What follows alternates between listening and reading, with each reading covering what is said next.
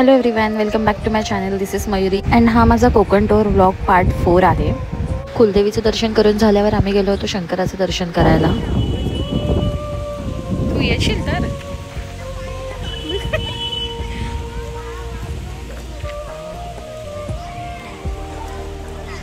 सगळ्यात आधी शंकराचं दर्शन घेतलं. त्यानंतर तिथे छोटी अशी नदी होती, तिथे थोडा वेळ थांबलो, रिलॅक्स झालो अँड देन आम्ही गेलो पांडवकालीन मंदिर बघायला, म्हणजेच कर्णेश्वर मंदिरामध्ये शंकराचं आणि बाप्पाचं दर्शन घेण्यासाठी.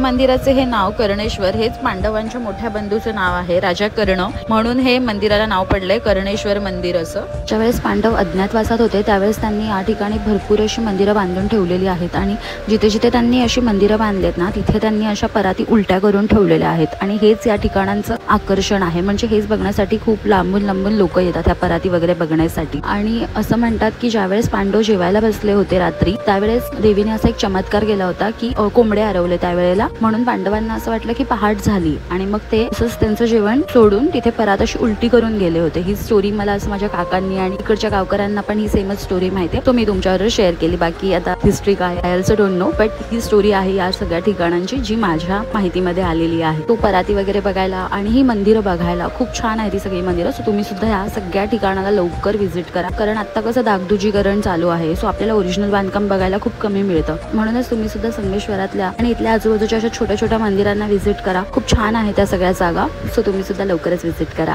देन मी गेली होती हा भयंकर असा वाडा बघायला, म्हणजे लिटरली असा थरकाप उडवणारा तो मोमेंट होता. पण मला इथे यायचं होतं कारण इथे छत्रपती संभाजी महाराजांचा चरणस्पर्श झालेला आहे या मातीला, या भूमीला. सो मला यायचं होतं. म्हणजे असं काही नाही आहे की त्यांना इथे पकडलं किंवा काय झालं म्हणून मी इथे आली आहे किंवा काय, पण मला ही जागा बघायची होती. हा सरदेसाईंचा वाडा कसा आहे? सरदेसाईंचा वाडा हा शृंगारपुरात आहे आणि शृंगारपूर हे युवराजनी म्हणजे आपल्या महाराणी येसूबाई यांचं हे माहेर आहे, म्हणून महाराज इथे खूप आनंदाने यायचे. ते सुद्धा कर्णेश्वर मंदिरात जायचे, तिथे शंभू महाराजांचे महाराज यज्ञ जपतप करायचे आपले संभाजी महाराज. आणि आपल्या लोकांकडून जो फसवणूक होते ना तेव्हा माणूस खरंच तुटतो, असं भरपूर वेळा आपल्या संभाजी महाराजांबरोबर झालेलं आहे. ते लहान असल्यापासूनच त्यांच्या वाट्याला खूप जास्त संघर्ष आले होते आणि खूप विचित्र आणि हळहळ म्हणजे खूप मी माझ्याकडे ना शब्दच नाही आहेत. छत्रपती संभाजी महाराजांची वाईट प्रकारे जे काय